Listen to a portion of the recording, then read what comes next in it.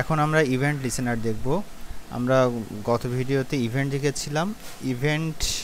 আমরা ইভেন্টে যেটা করেছিলাম, আমরা সরাসরি আমাদের HTML এ এখানে আমরা HTML এর অ্যাট্রিবিউট লিখে দিয়েছিলাম। যেমন এখানে অন ক্লিক ইভেন্ট ছিল,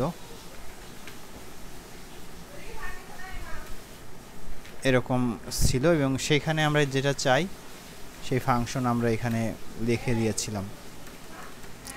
তো এবার আমরা যেটা করব, ইভেন্ট লিসেনারে এখানে আমরা কিছুই লিখব না, আমরা আমাদের HTML এ টোটাল হাত দিব না। আমরা জাভাস্ক্রিপ্টের মাধ্যমে এই বাটনটাকে ধরবো এবং সেখানে হচ্ছে আমরা আমাদের কাজকর্মগুলো আমরা যা যা চাই তাই করব। তো চলুন আমরা ইভেন্ট লিসেনারটা দেখি এবং এটার সিনট্যাক্সটা বোঝার চেষ্টা করি এবং আমরা ম্যানিপুলেশন করি। তো ইভেন্ট লিসেনার কাজ করার জন্য প্রথমে আমরা বাটনটা ধরে নেই। তো আমরা একটা কনস্ট্যান্ট বাটনকে ধরার জন্য হচ্ছে মাই বাটন নামে আমি একটা ভেরিয়েবল নিলাম। এখানে হচ্ছে আমরা document dot get element by ID, আমরা আইডির নামটা নিব। আমাদের আইডির নাম ছিল হচ্ছে সারা, নাম নিলাম এবং আমাদের স্টেটমেন্টটা ক্লোজ করে দিলাম। ওকে, তো আমরা বাটনটা ধরেছি। এবার আমরা ইভেন্ট করব। এই বাটনের উপর একটা ইভেন্ট চালাবো। ইভেন্ট চালানোর জন্য ইভেন্ট লিসেনার নামে একটা কিওয়ার্ড আছে। আমরা এই বাটনটার এই বাটন অবজেক্টটা ধরে আমরা এখানে অ্যাড ইভেন্ট লিসেনার নামে একটা মেথড আছে, এই মেথডটা আমরা কল করে দিলাম। যখন আমরা এই মেথডটা কল করলাম, এখন এখানে কিছুই হবে না, এখানে জাস্ট ইভেন্টটা করবে, কিন্তু ইভেন্টে কি হবে, এই মেথডে সেই প্যারামিটারগুলো সেট করে দিতে হবে।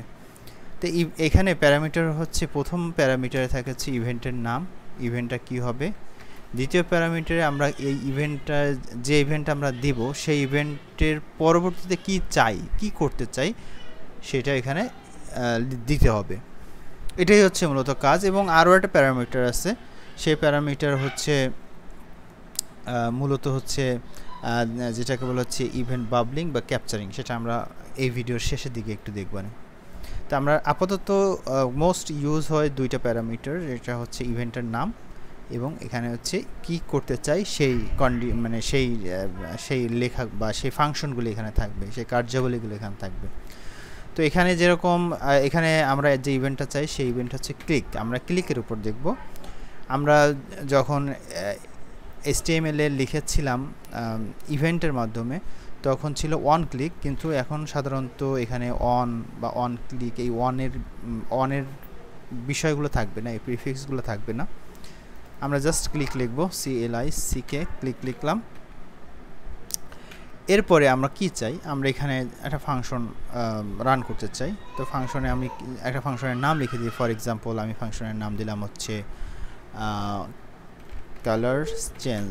আমি একটা ফাংশনের নাম লিখে দিলাম, ফাংশনের বডিটা লিখে দিলাম। এবার আমরা ফাংশনটা তৈরি করব, ফাংশন, এবং এই বডিতে আমরা কালার চেঞ্জ নামে একটা ফাংশনের নাম দিলাম। এবং সবসময় মনে রাখবেন এখানে কখনো ফাংশন কল করব না, আমরা এখানে ফাংশনের বডিটা লিখব। তো এখানে আমরা কি চাই, আমরা চাই হচ্ছে আমাদের এই আইডির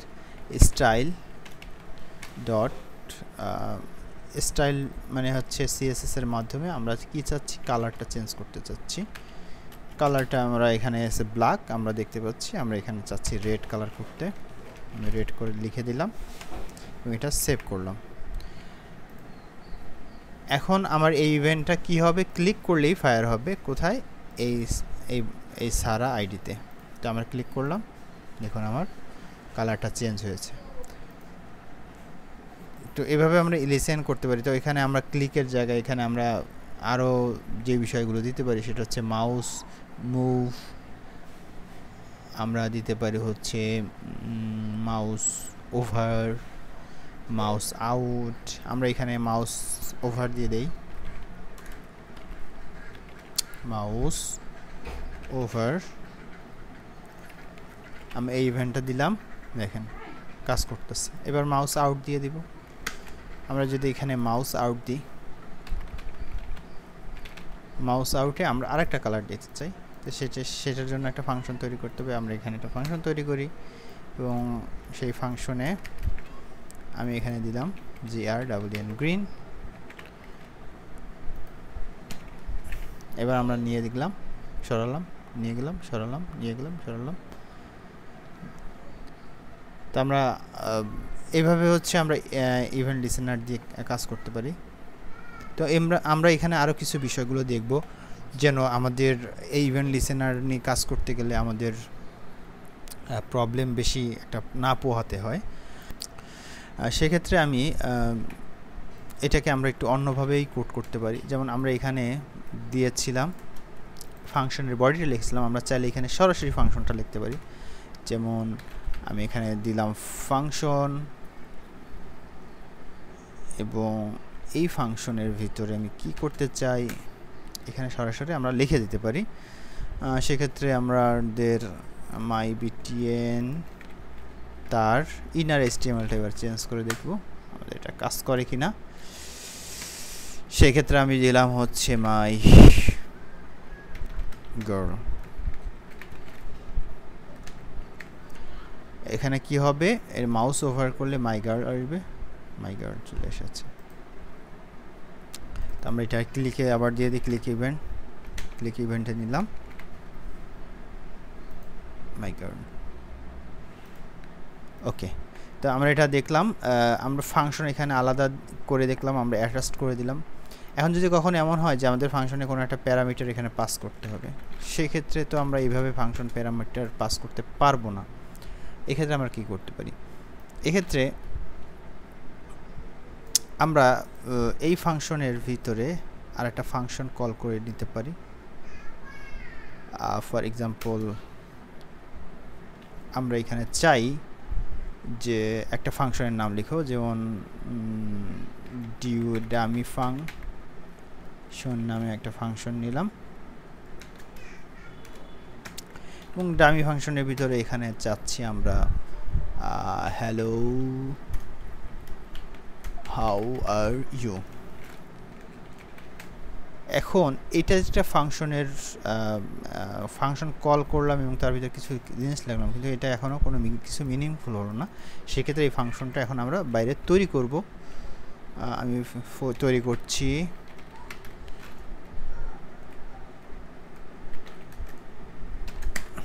ফাংশন বানানটা ভুল হয়েছে, দুঃখিত। এবং এখানে কি চাই, আমরা চাই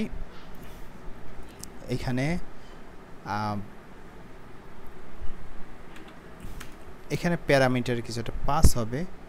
তো আমরা কি পাস করতে চাই, যেমন হ্যালো, যেমন ইউ পাস করলাম, এবং আমরা এখানে কি করতে চাই, এইটার ইনার HTML, সেখানে আমরা এই ইউটা দিয়ে দিব।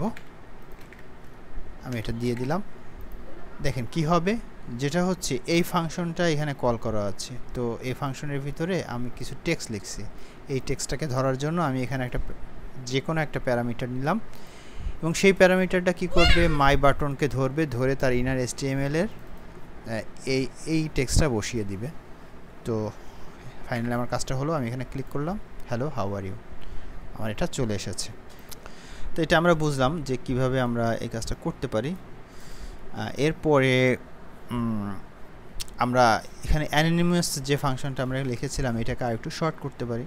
এটা করার জন্য জাস্ট ফাংশনটা লিখবো না, আমরা না লিখে এই ফাংশনটার যে একটা ফাংশন সেটা করার জন্য আমরা ইকুয়াল সাইন এবং লেস দ্যান আমরা দিব, গ্রেটার দ্যান দিব। এবার আমরা ক্লিক করলে এভাবেও কাজ করবে। তো আমরা বিভিন্নভাবে দেখলাম, এখন আমাদের ইউজ কেসের উপরে ডিপেন্ড করে আমরা এই বিষয়গুলো দেখব। এটা দেখে আপনাদের মাথা ঘোলানোর কিছুই নাই। আপনারা যদি ইতিমধ্যে এই বিষয় নিয়ে কাজ করে থাকেন সেক্ষেত্রে বুঝতে পারবেন, বারবার প্র্যাকটিস করলে বুঝতে পারবেন। এই নিয়ে স্পেসিফিক অনেক চমৎকার ভিডিওস আছে ইউটিউবে, সেখান দেখে নিতে পারেন, অথবা আপনি W3 স্কুল থেকে দেখে নিতে পারেন। আমি W3 স্কুল দেখে এই এতক্ষণ যেটা করলাম আমরা সেটার কিছুটা আইডিয়া দেওয়ার চেষ্টা করলাম। ওকে, তো আমাদের শেষ পার্টে, এই ভিডিওর শেষ যে পার্ট সেটা হচ্ছে আমরা একটু এখান থেকে এক্সপ্লেইন করার চেষ্টা করি, এটা আপনারা নিজেরা দেখে নেবেন। এটা হচ্ছে event babbling and event capturing. আমরা বলেছিলাম যে আমরা ইভেন্ট লিসেনারের এখানে দুইটা প্যারামিটার প্রথমে দেই, সেটা হচ্ছে একটা হচ্ছে ইভেন্টের নাম, তারপর হচ্ছে আমাদের কার্য আমরা কি চাই সেই জিনিসটা। দ্বিতীয় হচ্ছে, তো আমরা যদি বাবলিং এবং ইভেন্ট ক্যাপচারিং করতে চাই সেক্ষেত্রে যেটা হয় সেটা আসলে বিষয়টা কি, সেক্ষেত্রে হচ্ছে থার্ড আরেকটা প্যারামিটার হবে। দেখুন এখানে আরেকটা প্যারামিটার ক্লিক ফাংশন এবং ট্রু করে দিয়েছে। এই বিষয়টা বোঝার জন্য আমরা একটু মার্কআপে করতে পারি, অথবা আমরা এখানে যদি এখানে এক্সাম্পলটা দেখি। আচ্ছা, এখানে এক্সাম্পল, এখানে দুইটা এক্সাম্পল আছে।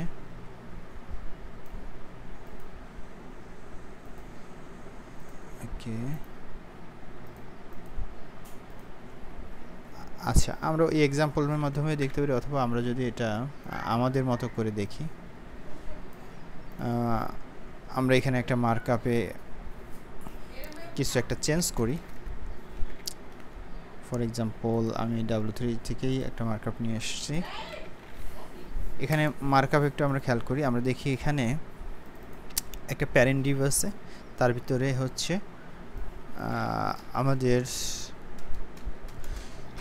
একটা পি ট্যাগ আছে, একটা ভিতরে আছে। হ্যাঁ, তো ডিভের ভিতরে হচ্ছে আমাদের একটা পি ট্যাগ আছে। এখন আমরা এইটাকে যদি আমরা নিয়ে কাজ করতে চাই, এটাকে নিয়ে যদি আমরা কাজ করতে চাই, সেক্ষেত্রে আমরা একটু জিনিসটা একটু দেখব যে কীভাবে আমরা কাজ করতে পারি। আমি পূর্বের কোডগুলো মুছে দিলাম, আমরা এখানে ধরলাম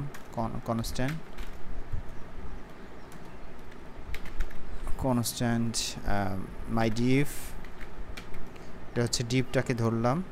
ডিভকে ধরার জন্য document dot get element by ID, এখানে হচ্ছে আইডির নামটা লিখে দিব আমরা। ওকে, এবং তদ্রূপ আমরা ভিতরেরটাও, অর্থাৎ ইনার যে পি ট্যাগটা আছে এটাও আমরা ধরবো। আমি এটা ধরলাম। ওকে, ফাইন, এটাকে হচ্ছে মাই প্যারা দিলাম হচ্ছে নাম। ওকে, এখন মূলত হচ্ছে আমরা যদি অ্যাড ইভেন্ট লিসেনার করি, ফর এক্সাম্পল আমরা যদি my div dot add event listener, এখানে আমরা কি চাই, আমরা চাই ক্লিক করলে কি হবে, ক্লিক করলে এখানে যে কোনো একটা ফাংশন ফায়ার হবে, রাইট? তো ফাংশনটা আমি একটা এনএমএস ফাংশন দিলাম, এবং এটার ভিতরে আমরা কিছু জিনিস লিখলাম, যেমন আমরা চাই যে ডট, এখানে হলো আমরা এখানে একটা অ্যালার্ট দিতে পারি, অথবা আমরা একটা এখানে ডট ইনার এসটিএমএল দিই, ইনার এসটিএমএল। এখানে আমরা কনসোল দিয়ে দেখি, কনসোল ডট লগ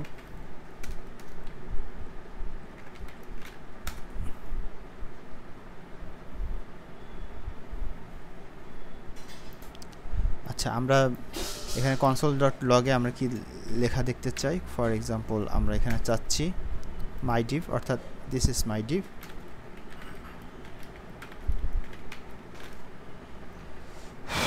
আমরা কনসোলে দেখলাম দিস ইজ মাই ডিভ দিলাম, এবং ঠিক আমরা আরও একটা তৈরি করলাম, এটা হচ্ছে মাই প্যারা। এটাকে যখন ক্লিক করা হবে ক্লিক ইভেন্টে দিস ইজ মাই প্যারা, আমাদের তো এটাই ছিল। এখন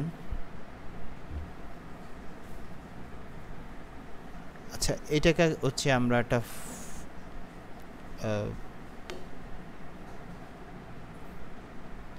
আচ্ছা, এখন আমরা এটা আমরা একটু কনসোল করে দেখব। ক্লিক মি ক্লিক মি, আচ্ছা ওকে। এখন আমি এটাকে একটু আমার ব্রাউজার ওপেন করি, ব্রাউজার ওপেন করলাম। এবার ইনস্পেক্টে আমরা যাই, যাওয়ার পরে হচ্ছে আমরা দেখি এখানে ক্লিক মিতে ক্লিক করলে কি হয় দেখেন। ক্লিক মিতে ক্লিক করলে দিস ইজ মাই প্যারা, দিস ইজ মাই ডিভ। আচ্ছা এটা কি হচ্ছে, আমরা ক্লিক ইভেন্টে আমরা এখানে যেটা দিয়েছিলাম যে ক্লিক করলে এটাও ক্লিক এই ডিভেও ক্লিক হচ্ছে, ভিতরে পিতেও তো ক্লিক হচ্ছে, অর্থাৎ দুইটা ইভেন্ট একই সাথেই তো ক্লিক হচ্ছে। এখন কোনটা আগে আসবে কোনটা পরে আসবে এই বিষয়টা দেখেন, আমরা যদি যেখানে দেখি তা আমরা দেখতে পাচ্ছি দিস ইজ মাই প্যারা, এই প্যারাটা হচ্ছে অর্থাৎ এইটা হচ্ছে আগে দেখাচ্ছে এবং এটা হচ্ছে পরে দেখাচ্ছে। এখন এটা আমরা যতবারই ক্লিক করি না কেন ওই একই কেস হবে, দেখেন বারবার প্যারা আগে ডিপ পরে। এই ইউজ কেসটাকে বলা হয় হচ্ছে ইভেন্ট বাবলিং। এটা ডিফল্ট অবস্থায় কি থাকে, ডিফল্ট অবস্থায় থাকে হচ্ছে ফলস। যদি আমরা চাই যে আমাদের এই স্ট্রাকচারের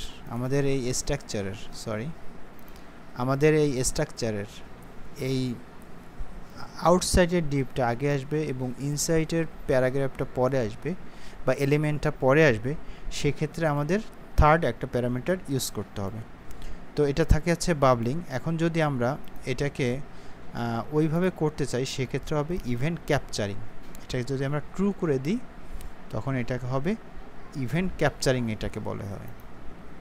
তো সেক্ষেত্রে আমরা এখানে একটা প্যারামিটার নিব। তো ফাংশনের পর আরেকটা প্যারামিটার হচ্ছে TRUE, ট্রু দিলাম, হ্যাঁ TRUE ট্রু করলাম। এবার যদি আমরা আমাদের কনসোল দেখি,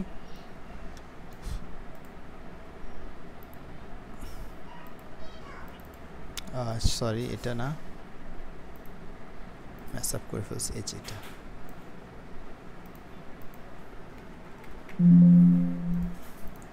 এখন যদি আমরা ক্লিক করি, ক্লিক কাজ করছে না।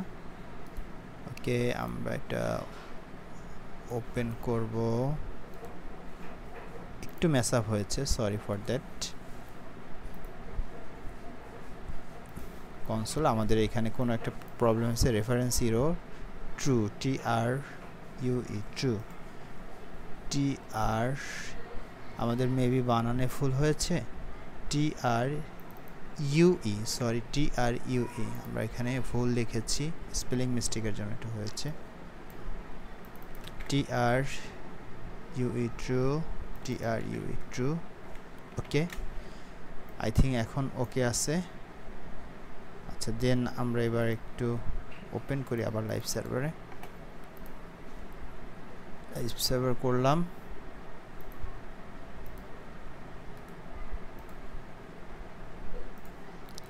সরি এটা লাইভ সার্ভারে কাজ করছে না, ওকে চলে আসছে। আচ্ছা এবার হচ্ছে আমি ইনস্পেক্ট করলাম। আচ্ছা এবার যদি ফায়ার করি দেখেন মাই ডিভ আগে মাই প্যারা পরে, এটাকে বলা হচ্ছে ক্যাপচারিং। তাহলে আমরা কি বুঝলাম, আমরা বুঝলাম হচ্ছে অ্যাড ইভেন্ট লিসেনারের প্যারামিটার সাধারণত আমরা দুইটা দেই, একটা হচ্ছে ইভেন্টের নাম, তারপর হচ্ছে আমাদের ফাংশন। 3 নম্বর প্যারামিটার যেটা দিব সেটা হচ্ছে বাবলিং হবে না ক্যাপচারিং হবে। যদি ফার্স্ট বাই ডিফল্ট এটা বাবলিং থাকে এবং যদি আমরা ট্রু করে দিই সেক্ষেত্রে ইভেন্ট ক্যাপচারিং হবে, অর্থাৎ ভিতরের এবং বাইরের যে এলিমেন্টগুলো আছে HTML এলিমেন্ট সেটা আগে বা পরে ফায়ার হওয়ার বিষয়টা ডিপেন্ড করে আর কি, নির্দেশনা করে দেওয়া যায় এটার মাধ্যমে। ধন্যবাদ সকলকে।